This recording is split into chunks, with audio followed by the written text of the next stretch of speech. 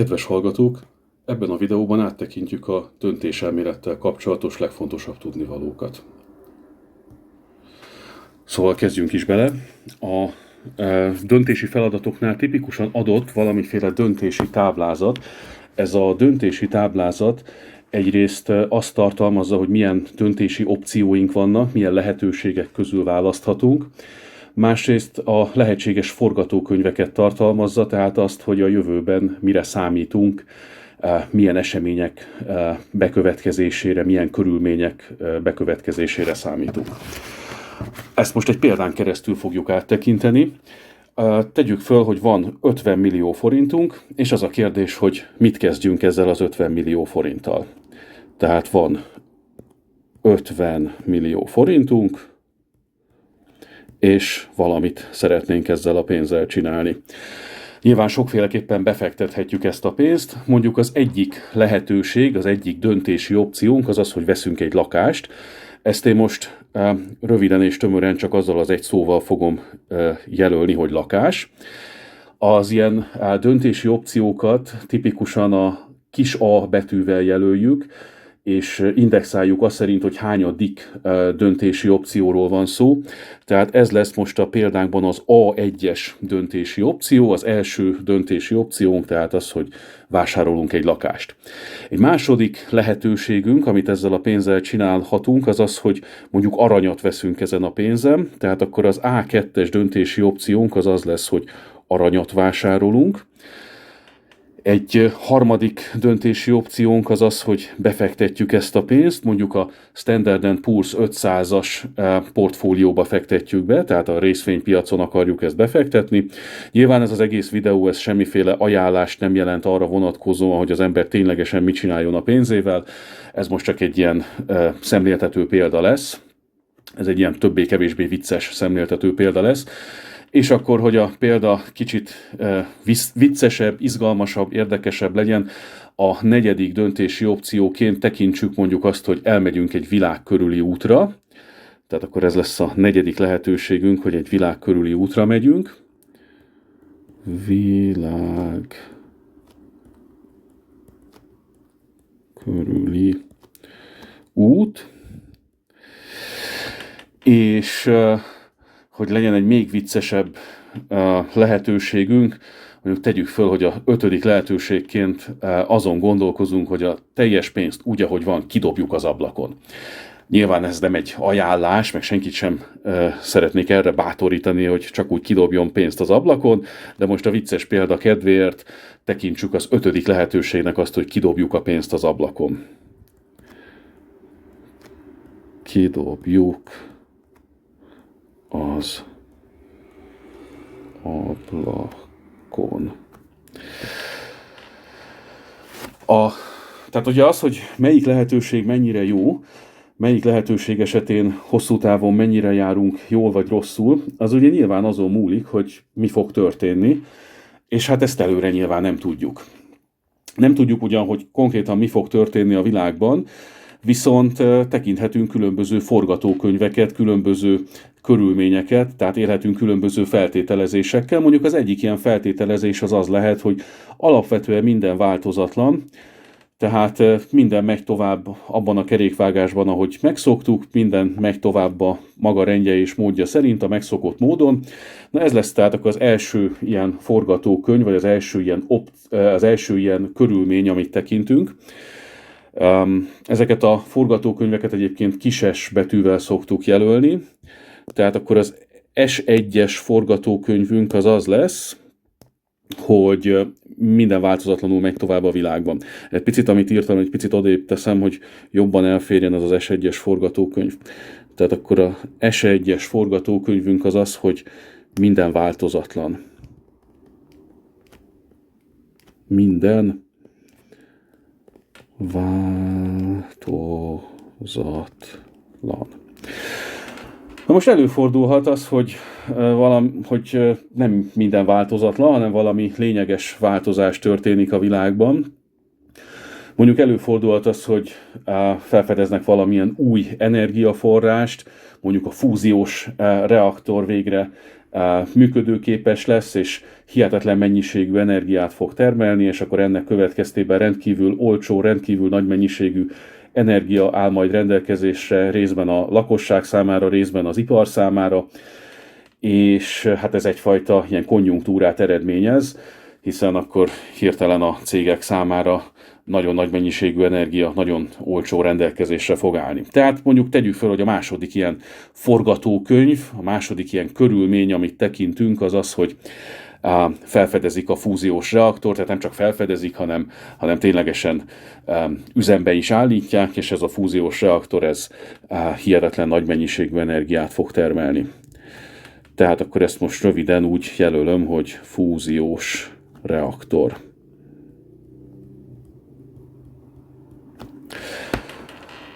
Egy harmadik forgatókönyv az lehet, hogy valamiféle természeti katasztrófa adódik, mondjuk egy földrengés, és hát nyilván nem az az izgalmas számunkra, amikor ez a földrengés valahol a világ másik felén történt, hanem ugye az az izgalmas számunkra, amikor ez valahol a közelünkben történik, és mondjuk adott esetben az általunk vásárolt lakást fenyegeti, vagy az általunk vásárolt lakás válik használhatatlanná, összedől egy ilyen földrengés miatt.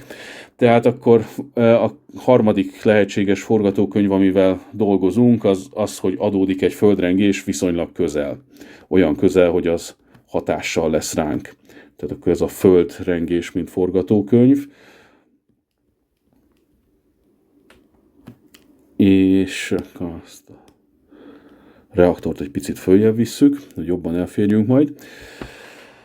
És tekintsünk még egy negyedik lehetséges forgatókönyvet. A negyedik lehetséges forgatókönyv az pedig legyen az, hogy valamiféle komolyabb háború adódik, ami szintén hatással van a befektetéseinkre.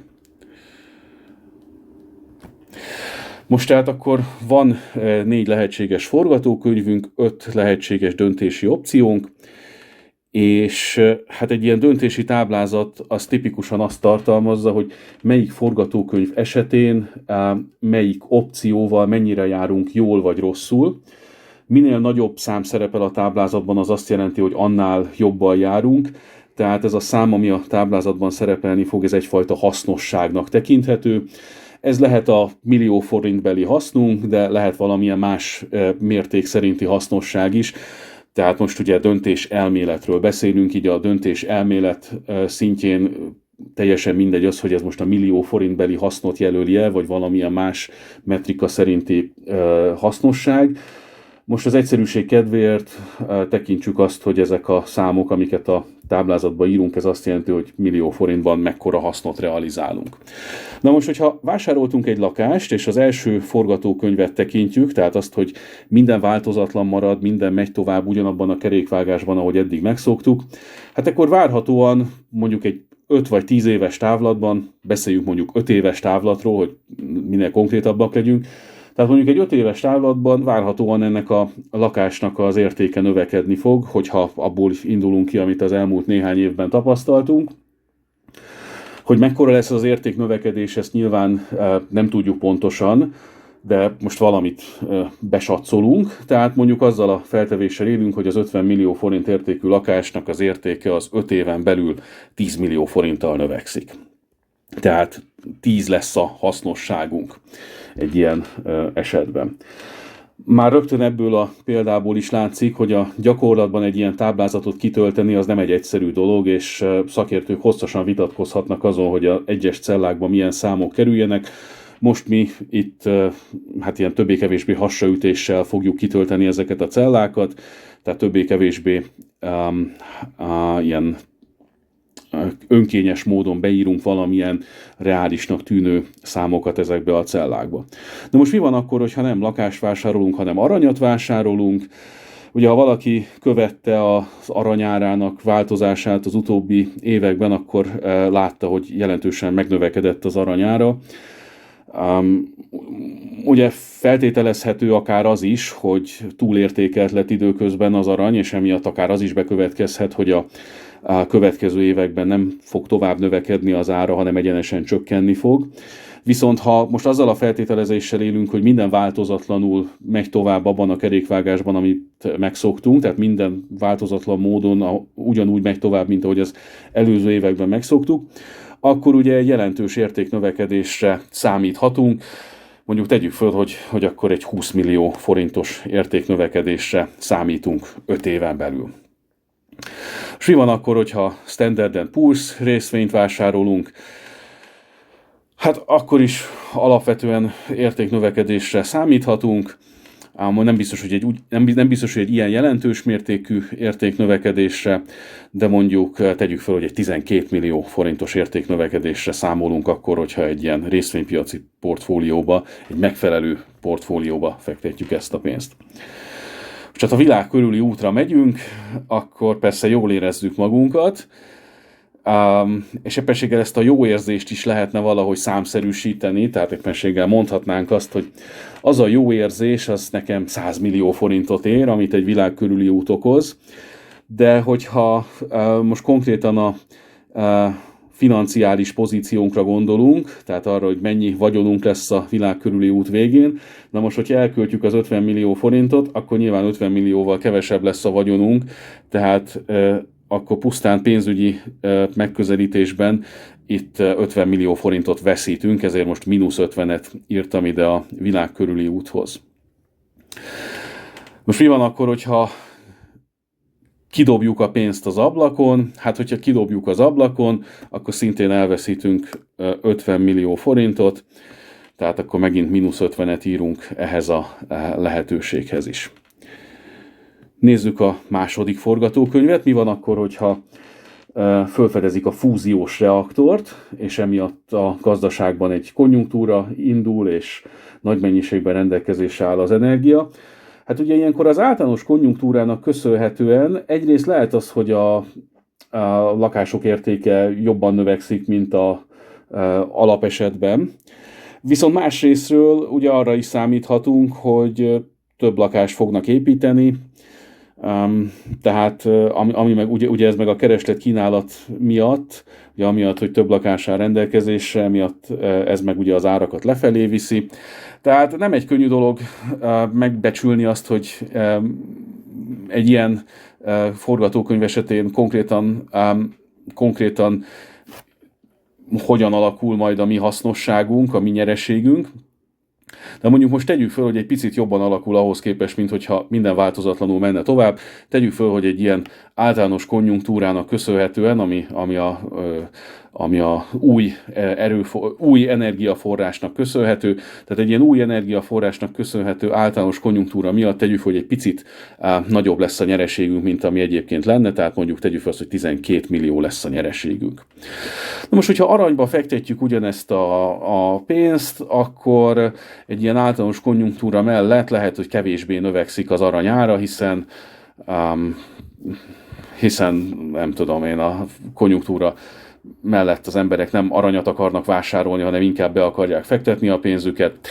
Szóval lehet, hogy mondjuk egy ilyen általános konjunktúra mellett kevésbé növekszik az aranyára, tehát most ilyen hasraütésszerűen beírok egy 15 millió forintos hasznosság növekedést ebbe a táblázatba, és akkor mi van akkor, hogyha a részvénypiacon fektetjük be, most hogyha egy általános konjunktúrát feltételezünk, akkor ugye a részvénypiacon a részvények értéke az jelentősen növekedni fog, tehát mondjuk legyen a hasznosságunk az 25 millió forint egy ilyen forgatókönyv mellett.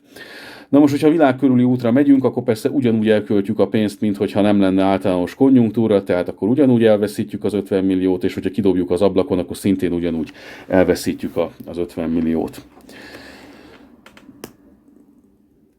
Most mi van akkor, hogyha földrengés lesz, és ez a földrengés ez mondjuk érinti azt a lakást, amit megvásároltunk, mondjuk a földrengésben összedől a lakásunk. Hát ugye egy ilyen helyzetben ugye elveszítjük a lakásárát, most nyilván azzal a feltevéssel élünk, hogy nincsen biztosításunk, és a biztosító nem fog minket kártalanítani, tehát egy ilyen feltevés mellett ugye elveszítjük azt a pénzt, amit a lakásba befektettünk, tehát akkor itt mondjuk egy mínusz 50 milliós hasznosság jelenik meg. Ezzel szemben, hogyha földrengés lesz és aranyba fektettünk, akkor a aranybefektetésünket ez különösebben nem érinti. Hát most feltételezve azt, hogy nem valahol a romok alatt található az általunk vásárolt arany, hanem feltételezve azt, hogy képesek vagyunk ezt az aranyat magunkkal vinni. Tehát feltételezve azt, hogy magunkkal vittük az aranyat a földrengés mellett, egy ilyen feltételezés mellett, tehát akkor az aranybefektetésünket a földrengés különösebben nem érinti. Ugyanígy a részvénypiaci portfólióba történő befektetést se nagyon érinti ez a földrengés. Hát és hogyha világ körüli útra megyünk, akkor a korábbiakhoz hasonlóan a pénzünket elköltöttük, és ugyanígy búcsút mondhatunk a pénzünknek akkor is, hogyha kidobjuk az ablakon. Most mi van akkor, hogyha háború lesz? Hát ugye most, ha azzal a feltételezéssel élünk, hogy emiatt el kell menekülnünk otthonról, akkor ugye a lakásunkat ugyanúgy nem tudjuk használni, mint hogyha a földrengés pusztította volna el, és eladni se nagyon tudjuk, mert egy háború sújtotta területen nem nagyon akar senki, aki meg akarna venni egy lakást, aki oda akarna költözni. Na most persze lehet, hogy nem omlik össze teljesen, persze lehet, hogy valami megmarad belőle, tehát lehet, hogy nem akkora a veszteségünk, mint egy földrengés esetén. Tehát mondjuk tételezzük fel azt, hogy ilyenkor a veszteségünk csak 45 millió forint, mert később, amikor véget ér a háború, akkor vissza tudunk térni, és akkor ott ami megmaradt a házunkból, azt még esetleg tudjuk hasznosítani. Tehát mondjuk azzal a feltételezéssel élünk, hogy csak 45 milliót vesztettünk. Na most, hogyha aranyba fektetünk, ugye az arany az egy olyan termék, amit az ember viszonylag könnyen magával tud vinni. Nyilván egy háború esetén más is szívesen birtokolna aranyat, hiszen ő is sokkal könnyebben tudja magával vinni az aranylemezeit vagy aranyrögeit, mint mondjuk ahogy egy lakást tudna magával vinni bárhova is. Ezért aztán egy háború esetén várhatóan az arany értéke jelentősen növekedni fog, nagyobb mértékben fog növekedni, mint hogyha minden változatlan formában folytatódna. Tehát akkor mondjuk azzal a feltételezéssel élhetünk, hogy egy ilyen esetben a hasznosságunk az mondjuk 30 millió. Hát ugye egy részvénypiaci portfólióba történő befektetéssel mi történik, az ugye nem egy egyszerű kérdés, mert hát elképzelhető valamiféle háborús konjunktúra is, de elképzelhető az is, hogy a civil gazdaságban meg rengeteg sok cég csődbe megy, tehát ide igazából egy kérdőjelet kellene írnunk, de most annak érdekében, hogy számolni tudjunk majd ezzel a táblázattal, ezért beírunk valamilyen számot, mondjuk beírjuk a 10-est, tehát azzal a feltevéssel élünk, hogy a részvénypiacon alapvetően azért a befektetésünk az értékét egy picit növeli.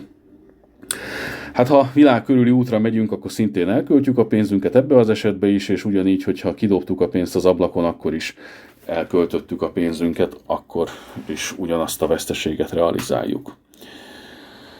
Van tehát egy ilyen döntési táblázatunk, és az első kérdés, amit egy ilyen döntési táblázattal kapcsolatban feltehetünk, az az, hogy van-e olyan döntés, amit egészen biztosan nem érdemes meghoznunk? Van-e olyan döntés, ami akármi is történik majd, az mindenképpen rossz döntés? Na most ebben a táblázatban ilyen döntés lehet a 4-es számú döntés. Ugye akármi is történik, mindig, tehát ha a 4-es számú döntés, hogyha tekintjük, akkor ugye akármi is történik majd a jövőben, tehát akár megy minden tovább változatlan módon, akár felfedezik a fúziós reaktort, és üzembe állítják a fúziós reaktort, és ennek megfelelően hihetetlen mennyiségű energia áll majd rendelkezésünkre, akár történik egy földrengés, akár háború lesz, mind a 4 esetben igaz az, hogy tehát van egy olyan döntési lehetőség, ami mind a 4 esetben jobb ennél a lehetőségnél. Például a aranyba történő befektetés, az mind a 4 esetben jobb a 4-es lehetőségnél a világ körüli útnál. Ugye ilyenkor azt mondjuk, hogy a 2-es számú lehetőség az dominálja a 4-es számú lehetőséget, ezt úgy írjuk, hogy A, és akkor egy ilyen nagyobb jelhez hasonlító kacsacsört írunk, de vigyázat, ez nem egy nagyobb jel, tehát ez nem azonos egy nagyobb jellel, hanem ez egy kicsit így ívesen van írva, tehát egy ilyen nagyobb jelhez hasonlító kacsasört írunk, ez mutat az A2 felé, és akkor ezzel azt írtuk le, hogy az A2-es opció mint egy dominálja az A4-es opciót, ami azt jelenti, hogy akármilyen forgatókönyv is következik be, akármilyen körülmény is következzen be a jövőben, minden esetben jobban járunk az A2-es döntéssel, mint ahogy az A4-es döntéssel járnánk. Ugye, hogyha az S1-es forgatókönyv következik be, tehát hogyha minden változatlan lesz, akkor ugye a A2-es opció mellett 20 millió lesz a hasznunk, az A4-es mellett pedig 50 milliót vesztünk. Ugyanígy, hogyha az S2-es forgatókönyv következik be, akkor az A2-es opció mellett 15 millió lesz a hasznunk, az A4 mellett pedig 50 milliót vesztünk, és így tovább, és így tovább. Tehát azt látjuk, hogy az összes lehetséges forgatókönyv mellett, az összes lehetséges körülmény mellett jobban járunk az A2-es döntéssel, mint ahogy járnánk az A4-essel, és ez jelenti azt, vagy ezt írjuk le olyan módon, hogy az A2-es opció az dominálja az A4-es opciót. Na vajon van-e más dominancia ebben a táblázatban? Hát persze van más dominancia is ebben a táblázatban. Nyilván az A4-es opciót, itt az A1-es, A2-es és A3-as opciók mindegyike dominálja, tehát az A1-es is dominálja az A4-est, valamint az A3-as is dominálja az A4-est.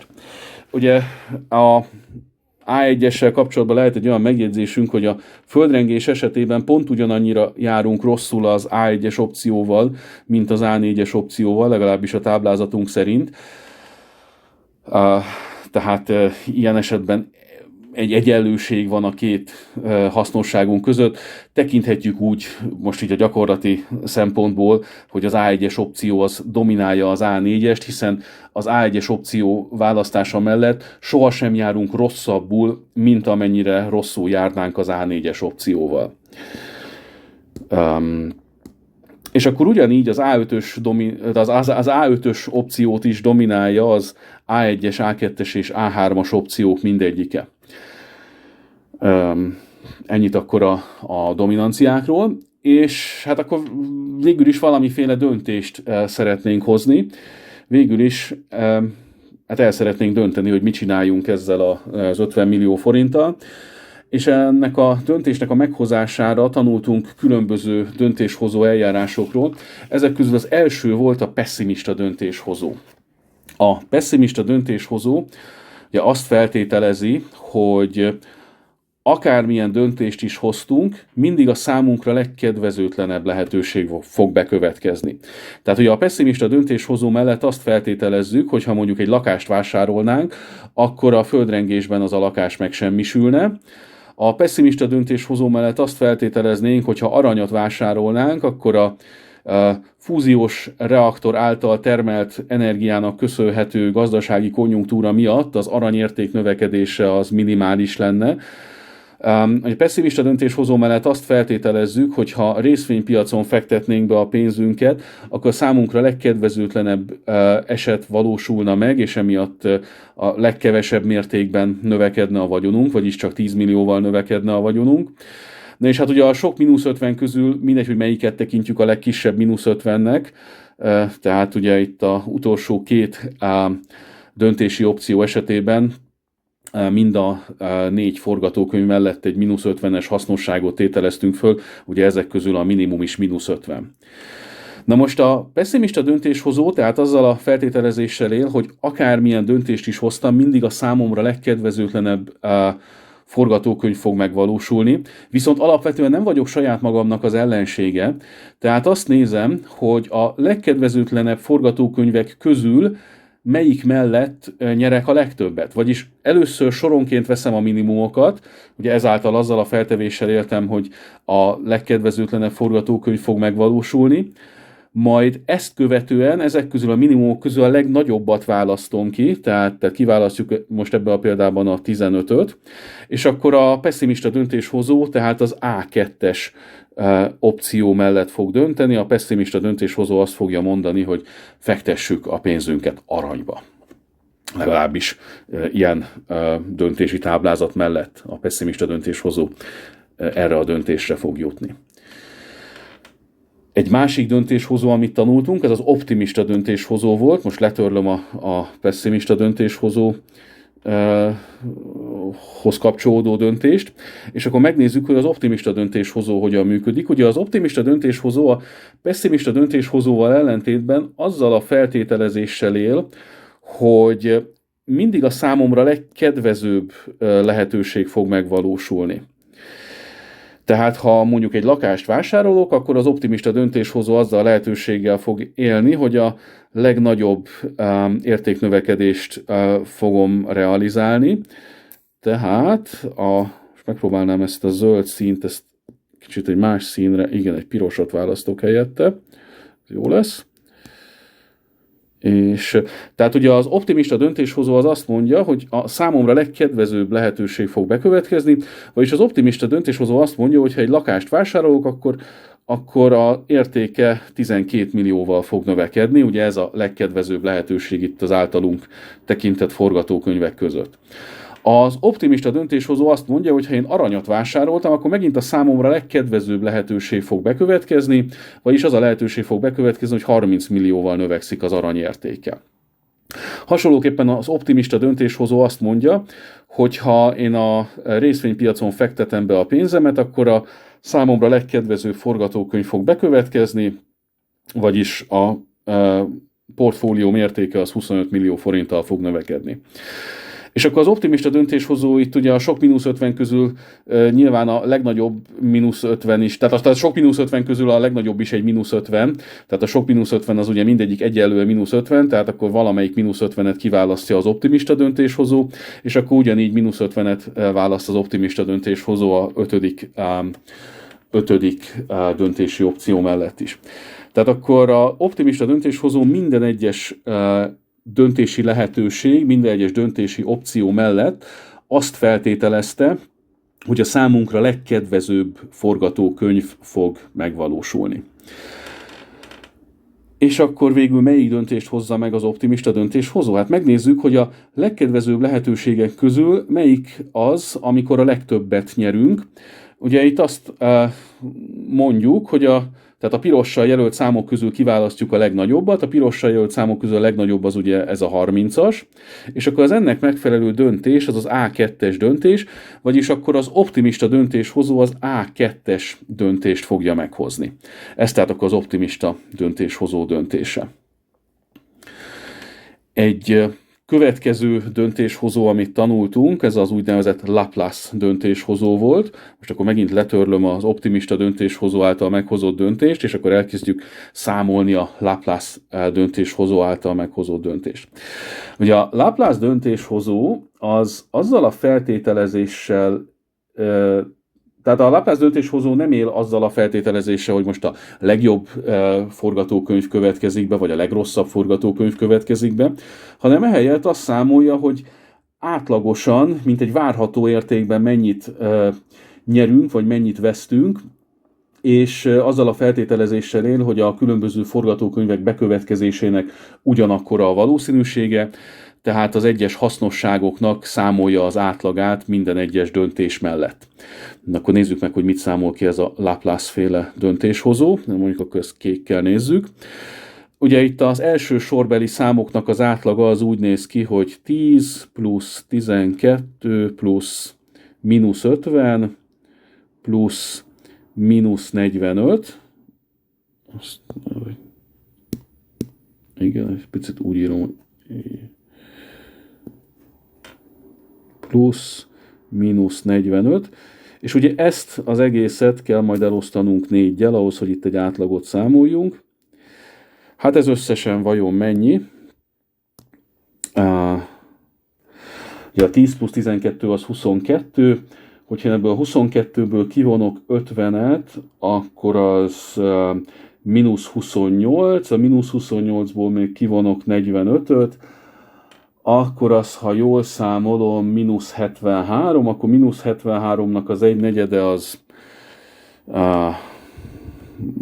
valahol mínusz 15 és mínusz 20 között van. Tehát nyugodtan írhatjuk ide azt, hogy ez mínusz 73/4. Az most pont jó lesz számunkra, hogyha ezt úgy írjuk, hogy mínusz 73/4. Tehát itt akkor a várható hasznosságunk az -73/4 az első döntési lehetőség mellett. Na, mi a helyzet a második döntési lehetőséggel?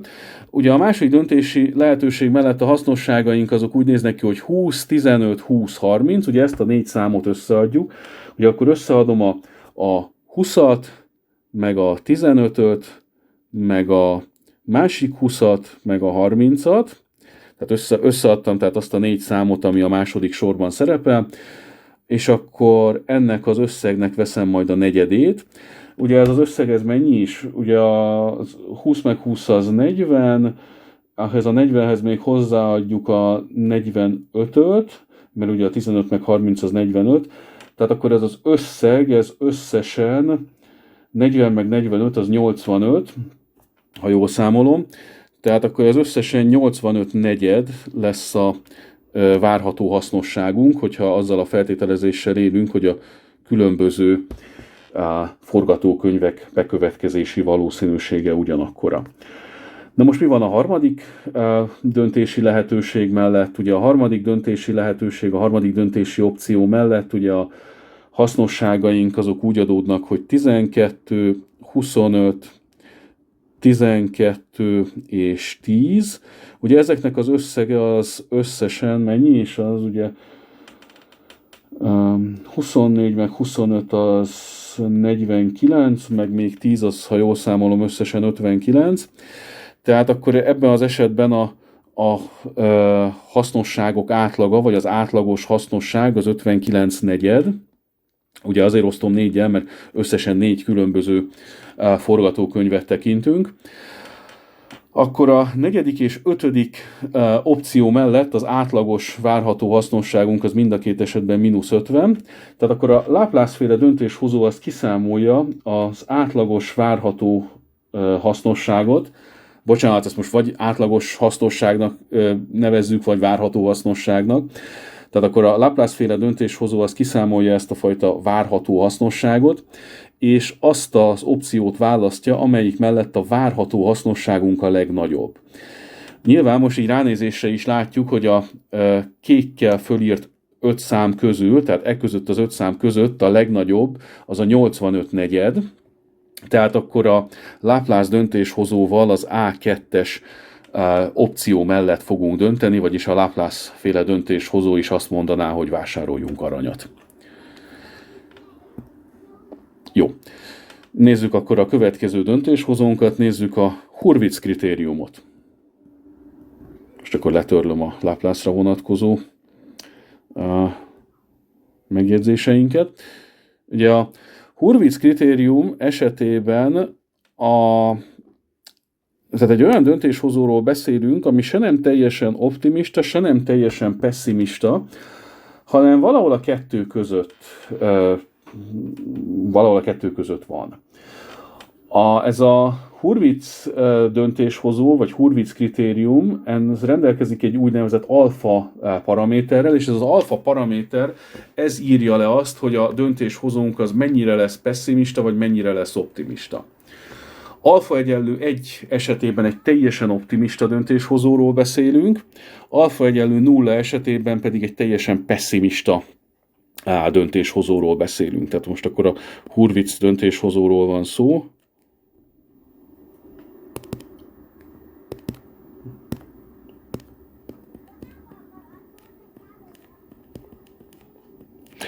És akkor itt alfa egyenlő 1 mellett egy teljesen optimista döntéshozóról beszélünk, tehát a alfa egyenlő 1 mellett a Hurwitz az pontosan ugyanúgy működne, mint az előbbiekben látott optimista döntéshozó, és alfa egyenlő 0 mellett pedig egy teljesen pessimista döntéshozóként működik. És ugye azt csinálja ez a Hurwitz döntéshozó, hogy tekinti a legkedvezőbb lehetőséget, ezt a legkedvezőbb lehetőséget veszi alfaszorosan, és tekinti a legrosszabb, a legkedvezőtlenebb lehetőséget, és ezt a legkedvezőtlenebb lehetőséget pedig 1 - alfa szorosan veszi. Tehát mondjuk az 1-es opció esetében, itt az A1-es döntési opció esetében ehhez tartozó Hurwitz polinom az valahogy úgy néz ki, hogy HA1 az ugye alfaszor a legjobb esetben realizált nyereségünk, ugye akkor az alfaszor 12, plusz 1 mínusz alfaszor a legrosszabb esetben realizált hasznosságunk, az ugye mínusz 50. Akkor valahogy így néz ki az egyes esetben a Hurwitz polinomunk. Nyilván ezt lehet egyszerűsíteni, összevonogatni, minden ilyesmi, tehát ezt föl lehet írni bármilyen más alakban is, de számunkra most ez az alak, ez teljesen jó lesz.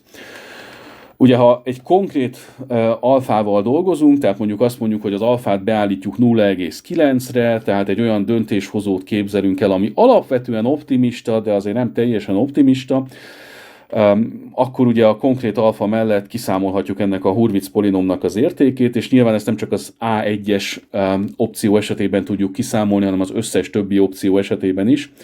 És akkor egy konkrét alfa mellett tudunk valamiféle döntést hozni.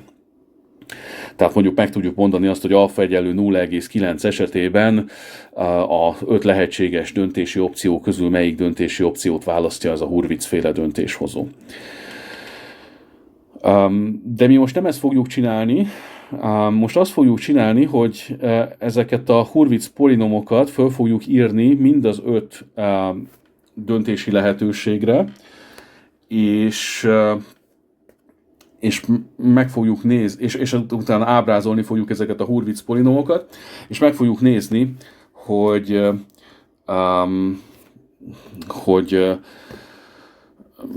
ezek alapján milyen alfa mellett milyen döntést hozna egy ilyen Hurwitz döntéshozó. Ugye a táblázatban van 2 olyan döntési opció is, amelyek domináltak, amelyeket más opciók dominálnak, ugye ez az A4-es és az A5-ös. Igazából ezekkel eddig se nagyon kellett volna foglalkoznunk, mert onnantól kezdve, hogy látjuk azt, hogy más döntési opciók dominálják ezeket az opciókat, innentől kezdve biztosak lehetünk benne, hogy semmelyik döntéshozó sem fogja se az A4-et, se az A5-öt választani. De most ugye annak érdekében, hogy ne kelljen túl sok Hurwitz polinomot felírni, most akkor mindegy kitöröljük a táblázatból ezeket a dominált opciókat. Ezt jelölöm azzal, hogy áthúztam az A4-es és az A5-ös döntési lehetőséget. Na és akkor most felírjuk ugye ezeket a Hurwitz polinomokat az A2-es és az A3-as opcióra nézve is.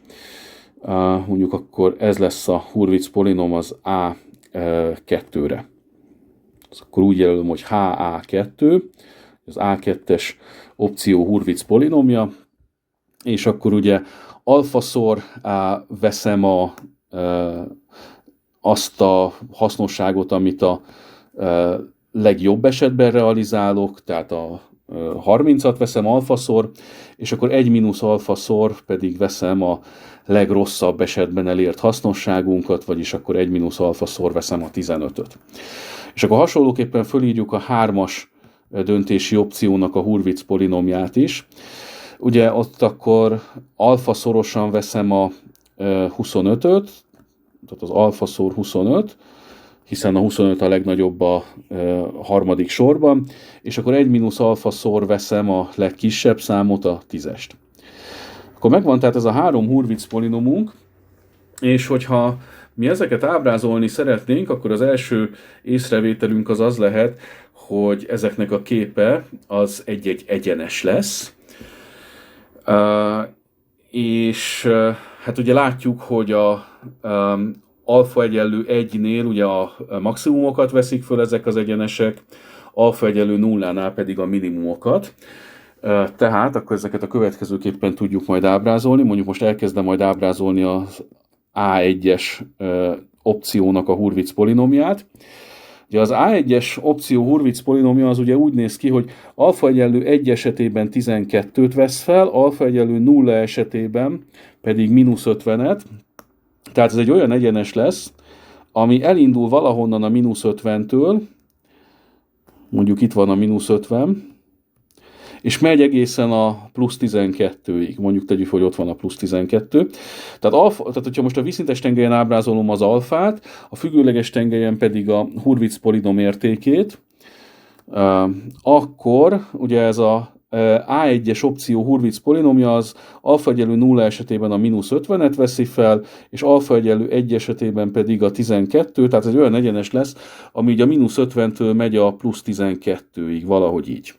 Ez tehát akkor még egyszer nem más, mint ennek a A1-es opciónak a Hurwitz polinoma. Illetve hát annak a képe, annak az ábrázolása egy koordinátorrendszerben. Akkor hasonlóképpen ábrázolhatjuk a másik két opció Hurwitz polinomját is. Ugye tekintsük a A2-es opció Hurwitz polinomját. Ugye az úgy néz ki, hogy 30-szor alfa plusz 1 mínusz alfa szor 15. Tehát ez ugye alfa egyenlő 1 esetében a 30-at veszi föl, alfa egyenlő 0 esetében pedig a 15-öt, vagyis akkor ez a 15-től indul és megy a 30-ig. Mondjuk tegyük fel, hogy ott van az a 15-ös, az ott a 15-ös, és akkor ez a 15-től indul és megy a 30-ig, tehát akkor a kettes opció Hurwitz polinomja az valahogy így fog kinézni, tehát ugyanúgy az 1-nél veszi föl a 30-at, mint ahogy az 1-nél vette föl az előző Hurwitz polinoma 12-t. Tehát ez a 15-től indul és megy a 30-ig, ez akkor a kettes opciónak a Hurwitz polinomjának a képe. Ez akkor itt a HA2. Na mi van a hármas opció Hurwitz polinomjával? A hármas opció Hurwitz polinomja az a alfa egyenlő 0 esetében 10-et vesz föl. Ugye ezt a 10-et veszi föl alfa egyenlő 0 esetében. És alfa egyenlő 1 esetében pedig 25-öt vesz föl. Tehát akkor a hármas opció Hurwitz polinomja az itt a koordinátorrendszerben indul a 10-től, az ott mondjuk a 10-es, indul innen a 10-től, és megy egészen a 25-ig, vagyis nagyjából idáig. Ez lesz akkor a hármas opció Hurwitz polinomja.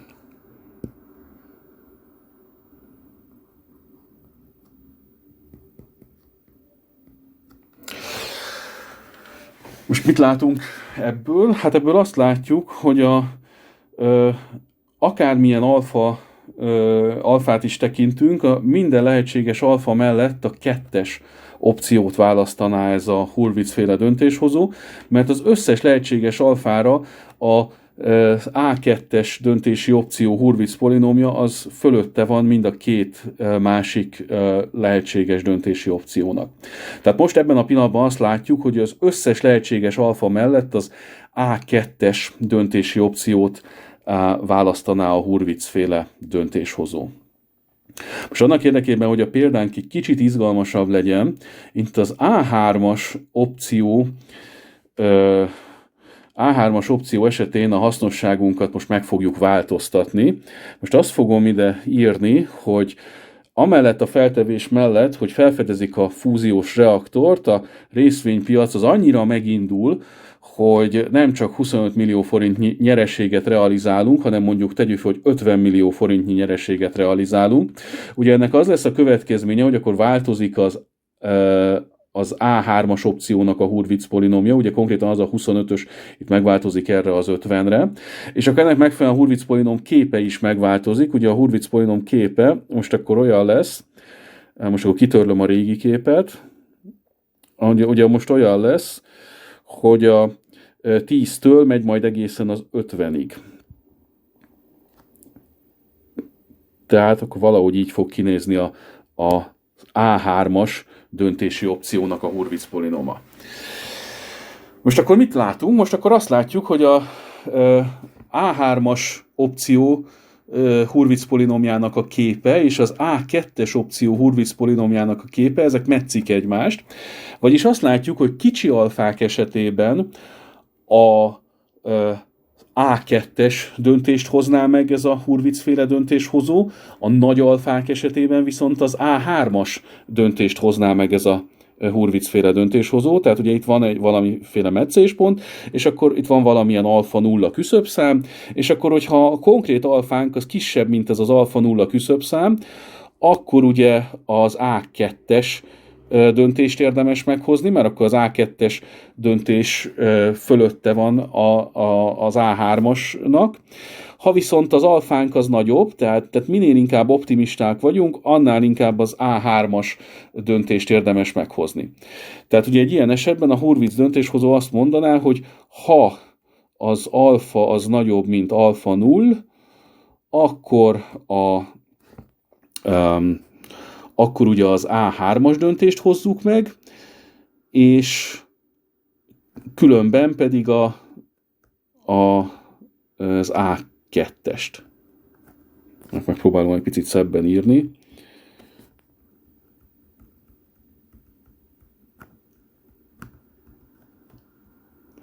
Tehát ez lenne a Hurwitz döntéshozó döntése az alfa függvényében, az alfától függően. Na most a kérdés az, hogy mennyi ez az alfa 0 küszöbszám? Vajon ki tudjuk-e számolni ezt a meccéspontot, és szerencsére ki tudjuk számolni ezt a meccéspontot. Ugye most az A2-es Hurwitz polinomnak és az A3-as Hurwitz polinomnak a meccéspontját kell kiszámolnunk. Ehhez akkor ugye az A2-es és A3-as Hurwitz polinomoknak a képleteit fogjuk tekinteni. Ezeket mindjárt lemásolom még egyszer, hogy lássuk őket. Tehát ugye az A2-es Hurwitz polinom képlete az ugye úgy néz ki, hogy 30-szor alfa plusz 15-ször 1 mínusz alfa. Ez volt ugye az A2-es Hurwitz polinom, tehát ezt írtam le most még egyszer. És akkor hasonlóképpen le fogom írni mellé az A3-as opció Hurwitz polinomját, az ugye a megváltoztatott döntési táblázatunk mellett ugye úgy néz ki, hogy 50-szer alfa plusz 10-szer 1 mínusz alfa. Ugye azt vizsgáljuk, hogy ez a két egyenes hol metszi egymást, és akkor ennek érdekében az a kérdés, hogy mikor ad azonos értéket a két Hurwitz polinom képlete, tehát milyen alfa mellett adják ugyanazt az értéket, vagyis akkor ezt az egyenletet kell megoldanunk annak érdekében, hogy kiszámoljuk azt az alfa 0 küszöbszámot, ahol a két polinom metszi egymást, ahol a két egyenes metszi egymást. A szokásos módon oldjuk meg ezt az egyenletet, tehát felbontjuk a zárójeleket, akkor az ugye úgy néz ki, hogy 30-szor alfa 0 plusz 15, mínusz 15-ször alfa 0, 15-ször alfa 0, tehát ez nem egy indexben van az alfa 0, hanem csak a nullás van az indexben. Igen, és akkor ez egyenlő 50-szer alfa 0 plusz 10 mínusz 10-szer alfa 0-lal. Nyilván összevonogathatjuk az alfa 0-okat, akkor ugye a bal oldalon marad összesen 15 alfa 0 plusz 15, a jobb oldalon pedig marad 40 alfa 0 plusz 10. Most akkor, ha én kivonok mindkét oldalból 15 alfa 0-t, akkor ugye a bal oldalon marad egy darab 15-ös, és akkor a jobb oldalon a 15 alfa 0 kivonása után marad 25 alfa 0 plusz 10. Akkor, ha most még kivonom azt a 10-et is, akkor a bal oldalon már csak egy 5-ös marad, és az 5 az egyenlő a 25 alfa 0-lal, akkor ebből nyilván látjuk azt, hogy az alfa 0 az nem más, mint 5 25-öd, vagyis 1 5-öd, nyilván ezt úgy is írhatjuk, hogy 0,2, hogyha valakinek ez szimpatikusabb. Tehát akkor látjuk, hogy ez az alfa 0 küszöbszám, ez 0,2, tehát a alfa 0 egyenlő 0,2 helyen metszi egymást a két egyenes. Vagyis akkor az előbbi ekben megadott válaszunkat most már tudjuk pontosítani. Tehát ugye az előbbiekben azt mondtuk, hogy a Hurwitz-féle döntéshozó az A3-as döntési opció mellett dönt, amennyiben az alfa az nagyobb, mint alfa 0, különben meg az A2-es döntés mellett dönt, ez igaz, csak most már ehhez hozzá tudjuk tenni azt, hogy az alfa 0 az egyenlő 0,2, most már tudjuk, hogy az alfa 0 az 0,2. Na hát ilyen döntést hoz a Hurwitz-féle döntéshozó, És akkor tanultunk még 3 további döntéshozót. Az egyiket úgy hívták, hogy Savage kritérium, a másikat úgy, hogy Maximum Likelihood kritérium, a harmadikat pedig úgy, hogy Bayes döntéshozó, vagy Bayes kritérium. Most akkor ezt a 3 kritériumot fogjuk megnézni. A következőkben az egyszerűség kedvéért most már csak a nem dominált opciókkal fogunk foglalkozni, és hát ugye a Savage döntéshozó az azzal a feltevéssel él, hogy a lemaradást szeretnénk minimalizálni, mégpedig konkrétan ahhoz képesti lemaradást, amekkora hasznosságot akkor realizálnánk, hogyha az adott forgatókönyv melletti legjobb döntést hoznánk meg. Na most nyilván, hogyha én meghoztam a legjobb döntést, akkor a lemaradásom az 0, tehát ha mondjuk az első forgatókönyvet tekintjük, mondjuk tekintjük, hogy minden változatlan lesz, és én aranyba fektettem a pénzemet, akkor ugye ez szerint a döntési táblázat szerint ez a legjobb döntés. Na most egy ilyen esetben a lemaradásunk az nyilván 0. Most ezeket a lemaradásokat fogom ide zárójelbe írni kékkel. Na most ezzel szemben, hogyha ez a forgatókönyv következik be, tehát minden megy tovább a régi kerékvágásban, és én nem aranyba fektettem a pénzemet, hanem mondjuk egy lakásba fektettem, akkor ugye csak 10 millió forintot nyertem, miközben, hogyha aranyba fektettem volna, akkor 20 milliót is nyerhettem volna, tehát mintegy 10 millió forintos lemaradásban vagyok a 20 millió forinthoz képest. Tehát ilyenkor itt a lemaradásom az 10. Akkor hasonlóképpen, hogyha én a részvénypiacon fektettem be a pénzemet, akkor ugye 12 milliós nyereséget realizáltam, viszont ez kevesebb, mint a 20 milliós nyereség, amit akkor realizáltam volna, hogyha aranyba fektettem volna be ezt a pénzt. Ugye mennyivel kevesebb? Hát 20 mínusz 12 az 8, vagyis akkor most a lemaradásom az mintegy 8 millió forint a legjobb lehetőséghez képest. Tehát tulajdonképpen mit csinálunk? Minden oszlopban kiválasztjuk a maximumot, és megnézzük ez a maximumhoz képesti különbségeket, ugye ilyen módon számoljuk ki a legjobb lehetőséghez képesti lemaradást. Akkor ugyanezt megcsináljuk az összes többi oszlopban is. Ugye a második oszlopban, hogyha a részvénypiacon fektetjük be a pénzünket, akkor a lemaradásunk az pont 0, mert ugye ott az a legjobb lehetőség. Most feltételezzük azt, hogy átírtuk már azt a 25-öt az 50-re, tehát most a módosító döntési táblázattal számolunk. Na most akkor a 50 milliós nyereséghez képest mennyi a lemaradásunk? Az 50 milliós nyereséghez képest a lemaradásunk abban az esetben, hogyha aranyba fektetjük a pénzünket, akkor az 35 millió, ha pedig a lakásba fektetjük, akkor pedig 38 millió a lemaradásunk.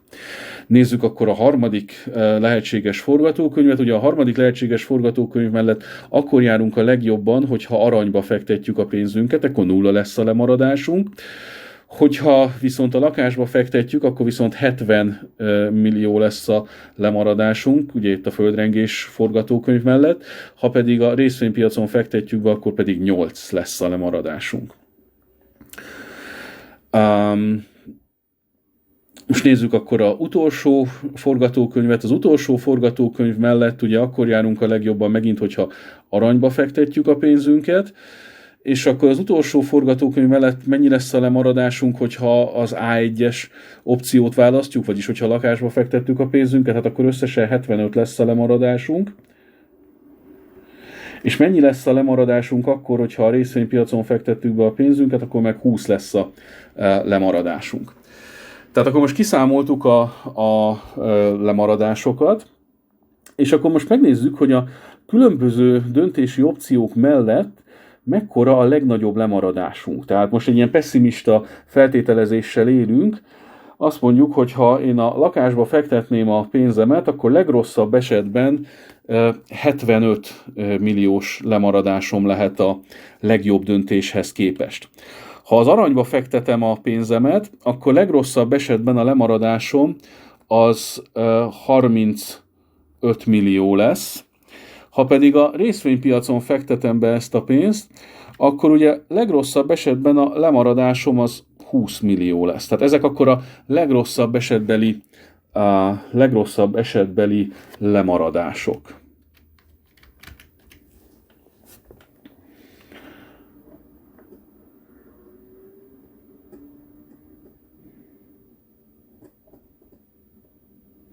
Na és akkor a legrosszabb, na most nem vagyunk saját magunk ellenségei, tehát nem az a célunk, hogy minél többet veszítsünk, hanem az, hogy lehetőség szerint minél kevésbé maradjunk le, még akkor is, hogyha egy számunkra kedvezőtlen eset következik be, vagy nem az az eset következik be, amire számítottam. Tehát ugye a lemaradást szeretném minimalizálni, tehát egy biztosra akarok menni, hogy még a legrosszabb esetben sem maradok le nagyon. Tehát akkor ezek közül a lemaradások közül én a legkisebb lemaradást fogom választani, vagyis akkor ugye ezt a 20-ast fogom választani, és akkor a szavás döntéshozó, tehát egy ilyen helyzetben az A3-as opciót választja. És akkor ilyen módon, mint egy minimalizáltuk a legrosszabb esetben bekövetkező lemaradásainkat. Nézzük a következő döntéshozóként a Bayes típusú döntéshozót. Most letörlöm akkor a szavásra vonatkozó jegyzeteket. Ugye a Bayes döntéshozó esetében abból indulunk ki, hogy minden egyes forgatókönyv bekövetkezésének van valamekkora valószínűsége. Egy picit többet töröltem le, mint amit szerettem volna. Nem baj, visszarajzoljuk gyorsan.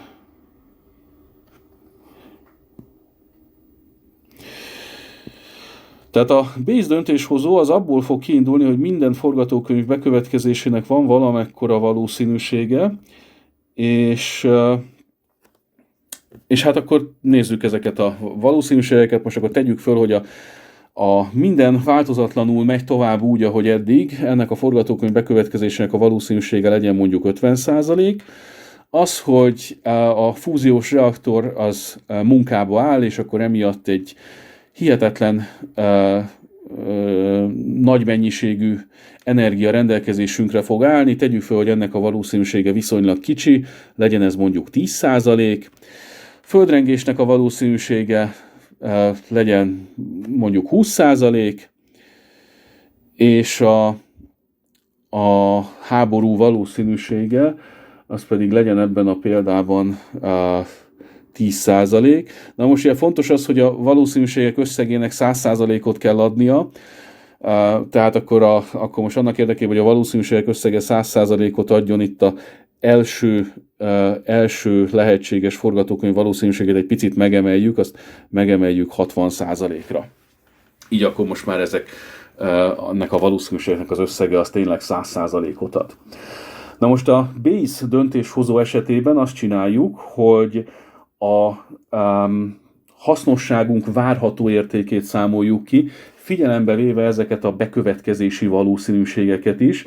Tehát tulajdonképpen az egyes forgatókönyvek melletti hasznosságoknak a súlyozott összegét számoljuk, mégpedig ezekkel a valószínűségekkel súlyozott összeget számolunk. Nézzünk akkor erre egy példát.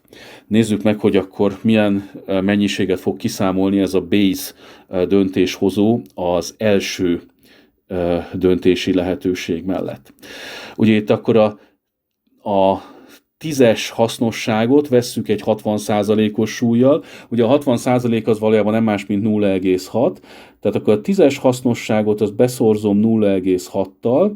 Na ehhez mit adok hozzá? Ehhez hozzáadom azt a 12-es hasznosságot beszorozva a neki megfelelő súllyal, a 10%-kal. Ugye a 10% az valójában nem más, mint 0,1, tehát akkor a 12-t azt szorzom 0,1-del, és akkor ehhez hozzáadom a -50-nek és a 20%-nak a szorzatát, akkor plusz -50 szer 0,2, és végül az egészhez még hozzáadom a -45-nek és az 1/10-nek a szorzatát, tehát plusz -45 ször 0,1. Na akkor ez összesen mennyi? Hát akkor ugye a 10-szer 0,6 az 6, a 12-ször 0,1 az nyilván 1,2, A mínusz 50-szer 0,2 az mínusz 10, ha jól számolom, és akkor a mínusz 45-ször 0,1 az pedig mínusz 4,5, tehát akkor a ilyen módon számolt várható hasznosságunk az akkor mennyi is lesz? Az 6 plusz 1,2 az 7,2, ebből kivonom a 10-et, akkor ott tartok, hogy mínusz 2,8. Igen. És akkor még a mínusz 2,8-ból még kivonom a 4,5-öt. Az a mínusz 2,8 mínusz 4,5, hát az akkor mennyi összesen? Akkor az végeredményben mínusz 7,3, tehát az mínusz 7,3, azt a mínuszt még persze oda kell írnunk valahova. Még egyszer, tehát ez akkor mínusz 7,3. Tehát a Bayes döntéshozó úgy számolja, hogy az első döntési opció mellett a várható hasznosságunk az mínusz 7,3. Na számoljuk ki akkor a várható hasznosságunkat a második és harmadik döntési opció mellett is ugyanígy a Bayes döntéshozóval.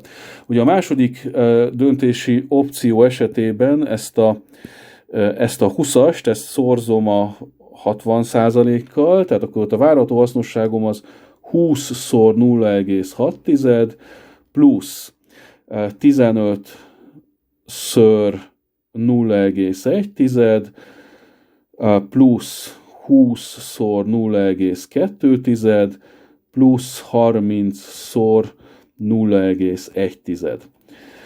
Tehát ugye vettem a második döntési opció esetében a táblázat megfelelő sorában szereplő számokat, és akkor ezeket beszoroztam a bekövetkezési valószínűségeikkel, tehát hogy ezt a 20-as szoroztam a 60%-kal, a 15-öst szoroztam a 10%-kal, ezt a másik 20-ast szoroztam azzal a 20%-kal, és ezt a 30-at szoroztam azzal a 10%-kal. Ugye nyilván a 60% az 0,6, a 10% az 0,1, a 20% az 0,2, és a másik 10% az megint 0,1. Tehát így adódott ez a szép súlyozott összeg. Na és akkor ez végső soron mennyi? Hát ugye a 20-szor 0,6 az, ha jól számolom, 1,2,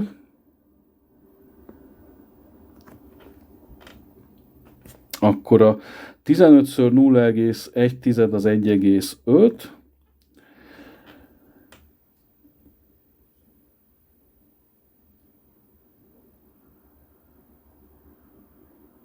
bocsánat, az nem 1,2, a 20-szor 0,6, még egyszer, tehát a 20-szor 0,6 az ugye 12, és akkor igen, és akkor a 15-ször 0,1 az pedig 1,5, és akkor a 20-szor 0,2 az pedig 4, és akkor a 30-szor 0,1 az pedig 3, na és akkor ha nem számoltuk el, akkor ez összesen akkor az 19 meg 1,5, akkor ez 20,5. Tehát akkor a Bayes döntéshozó által számolt várható hasznosságunk a kettes döntési opció esetében az 20,5. Na akkor számoljuk még ki ugyanezt a várható hasznosságot a hármas döntési opcióra is. Ugye a hármas döntési opció esetében akkor 12-t szorozzuk 0,6-tal, aztán az 50-et szorozzuk 0,1-jel, aztán a másik 12-t szorozzuk 0,2-vel, végül pedig a 10-et szorozzuk 0,1-jel, és akkor ez összességében mennyi lesz? Hát ugye a 12-ször 0,6 az, ha minden igaz, 7,2.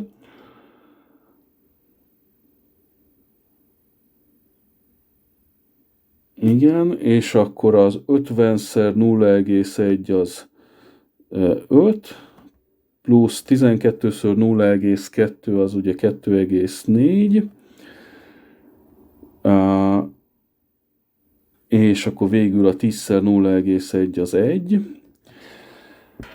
Tehát akkor ez összesen 12,2 meg 2,4 az 14,6 meg 1 az, ha jól számolom, 15,6.